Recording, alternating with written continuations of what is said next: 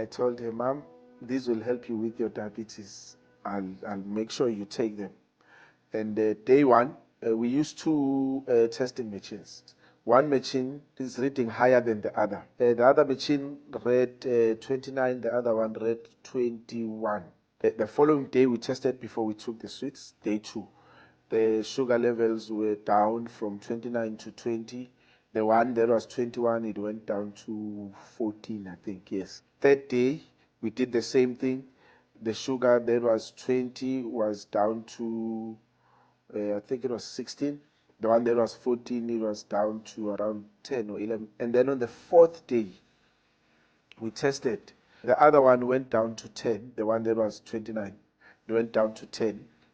So it was 29, 20, 16, and then 10 on the fourth day. And then the other one was 21, 14, I think 11, 10, and then it was 6 on the fourth day.